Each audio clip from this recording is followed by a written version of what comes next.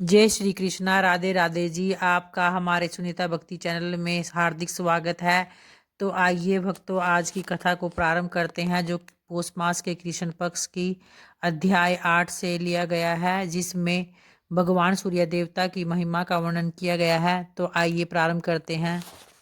फिर इसके पश्चात शाम ने देवर्षि नारद से कहा, मैं मूलतः यह सुनना चाहता हूँ कि सूर्य किस प्रकार सर्वगत है, उनकी किरणें कितनी प्रकार की है और उनके कितने रूप है। वह रागी और निभुक्षा कौन है और दंडनायक कौन है, किसे पिंगल कहा गया और वह सदैव क्या लिखने में लीन रहते हैं।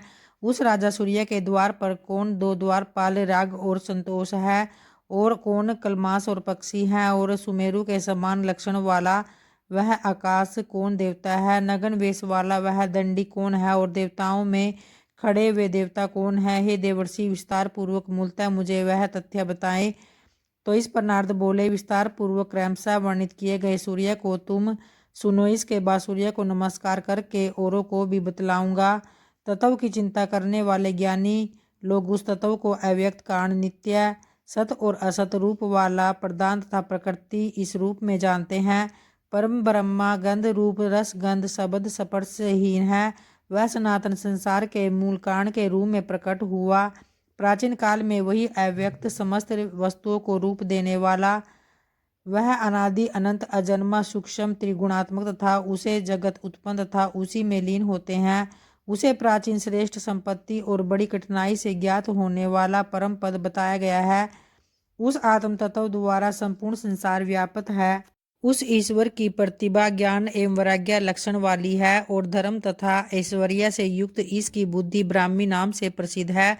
उस आत्मा के अव्यक्त से वह उत्पन्न होता है जो मन में सोचता है। चतुर्मुख के ब्रह्मा पद प्राप्त करने में और यमराज के काल रूप बनने में वह सहायक होता है। उस पुरुष के 1000 मस्तक है और उस स्वयंभू आत्मा की 3 अवस्थाएं हैं। ब्रह्मा रूप दान करने पर सत्व और रजस तथा काल रूप दान करने पर रजस और तमस गुण होते हैं। विष्णु रूप धारण करने पर उस स्वयंभू आत्मा का सात्विक गुण है। ब्रह्मा रूप से वह लोकों की सृष्टि करता है और काल रूप से संहार करता है। पुरुष रूप धारण करने पर वह पालन करता है। इस प्रकार वह स्वयंभू आत्मा की 3 अवस्थाएं हैं। अपने को 3 रूपों में विभक्त करके वह भूत, भविष्य एवं वर्तमान को प्रवर्तित करता है। अपने आप इन्हीं 3 रूपों से वह सृजन करता है, ग्रसता है और पालन करता है। उस स्वयंभू आत्मा से सर्वप्रथम हिरण्यगर्भ उत्पन्न हुआ। प्रथम देवता होने के कारण वह अजन्मा होने के कारण वह आदित्य अज कहा जाता है। देवों के मध्य महान देवता होने के कारण वह महादेव में सम्मिलित होता है। संसार का मूल होने के कारण और किसी के वंश में न होने के कारण वह ईश्वर कहा जाता है। विशाल होने के कारण ब्रह्मा और भूत होने के कारण वह बहु कहा जाता है। चूंकि समस्त प्रजाएं इसी सूर्य से उत्पन्न होती है, इसलिए वह प्रजापति कहा गया है। और चूंकि यह पूरी अर्थात शरीर रूपी नगरी में सोता है, इसलिए पुरुष कहा गया है। किसी से उत्पन्न न होने के कारण और सर्वप्रथम होने के कारण वह स्वयंभू के रूप में सम्मिलित होता है। और चूंकि यह स्वर्ण के गर्भ में रहता है और उसी से घिरा रहता है, इसलिए यह सूर्य देवता हिरण्यगर्भ कहा जाता है। तत्वदर्शी ऋषियों ने जल समूह को ही नार की संज्ञा दी है। उसी जल समूह का आश्रय होने के कारण वह नारायण कहा जाता है। कवियों द्वारा सिद्ध होने के अर्थ से अर शब्द एक अव्यय के रूप में प्रयुक्त किया जाता है। प्राचीन काल में चराचर जगत के नष्ट हो जाने पर एकमात्र नारायण नाम वाले उस पुरुष ने जल में शयन किया। सहस्त्र मस्तकों वाला, विशाल आकार वाला, सहस्त्र चरणों वाला, सहस्त्र नेत्रों और मुखों वाला, सहस्त्र भोजन करने वाला, सहस्त्र भुजाओं वाला वही प्रथम प्रजापति बाद में सूर्य के नाम से पुकारा जाने लगा।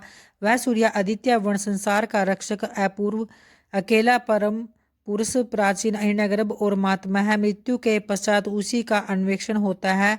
वह सूर्य 1000 युगों के बराबर निशा काल में शयन करता है और प्रलय काल के पश्चात जीवों की सृष्टि के लक्ष्य में ब्रह्मा का रूप धारण करता है।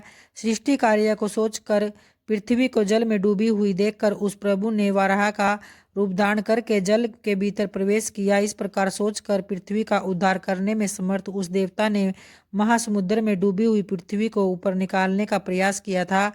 उस समुद्र के जल के बीच में से उठते हुए महावराह द्वारा पृथ्वी को लेकर ऊपर निकलते समय उसके रोमों के बीच विद्यमान मुनियों ने उसके देव में शरीर की स्तुति की।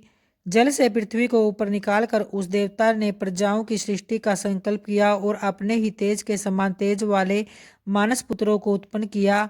वे पुत्र थे भृगु, अंगिरा, अत्रि, पुलस्त्य, ऋतु, मरीचि, दक्ष और नवे वशिष्ठ, जो प्रजापति को उत्पन्न करने के ब्रह्मा के समान तेजस्वी था। दक्ष प्रजापति की कन्या अदिति उस कश्यप की पत्नी हुई और उसने पृथ्वी और आकाश के समान विस्तार युक्त एक अंडे को जन्म दिया। उसी अंडे से सहस्त्रों किरणों वाले आत्मा वाले दिवाकर उत्पन्न हुए, जिनका विस्तार 9000 योजन बताया गया है और उनके मंडल का विस्तार इतना तिगुना अर्थात 27,000 योजन कहा गया है। जैसे कंदम का फूल चारों ओर केसरों से घिरा रहता है, उसी प्रकार यह प्रकाश चारों ओर किरणों से घिरा रहता है। 1000 मस्तकों वाला पुरुष, जिसे मैं पहले बता चुका हूँ, वह इसी प्रकाश गोलक के बीच में व्यवस्थित है।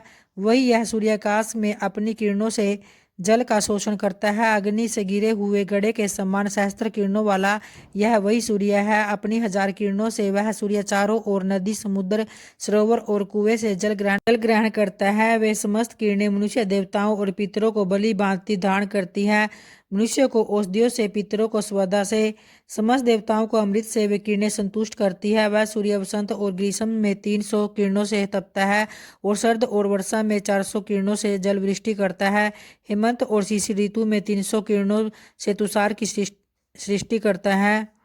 औषधियों में शक्ति बढ़ता है, स्वदाओं में स्वदा बढ़ता है। इस प्रकार सूर्य सबका भरण पोषण करता है। वही यह तेजो राशि दीप्ति मान सर्वलौकिक सूर्य अपनी करवटों से ऊपर नीचे चारों ओर प्रकाश करता है। जैसे प्रकाश करने वाला दीपक घर के बीच रखे जाने पर अपनी करवटों से ऊपर नीचे बराबर अंधकार का नाश करता है, ठीक उसी प्रकार सहस्त्र किरण ग्रहराज जगतपति या सूर्य अपनी 300 किरणों से भूलोक को प्रकाशित करता है। इसकी 400 किरणें पितरलोक को तिरछे होकर और 300 ही किरणें ऊपर देवलोक को प्रकाशित करती है। इस प्रकार यही शुक्ल वर्ण वाला मंडल सूर्यालोक कहा जाता है। यही सूर्य नक्षत्रों, ग्रहों और चंद्रमा आदि की प्रतिष्ठा का कारक है और वही सूर्य समस्त गुणों से युक्त होने के कारण संसार को जीवन प्रदान करता है। तो इस प्रकार से पौष मास महात्म्य का 8वां अध्याय संपन्न हुआ। तो प्रेम से बोलिए भगवान श्री हरि की जय।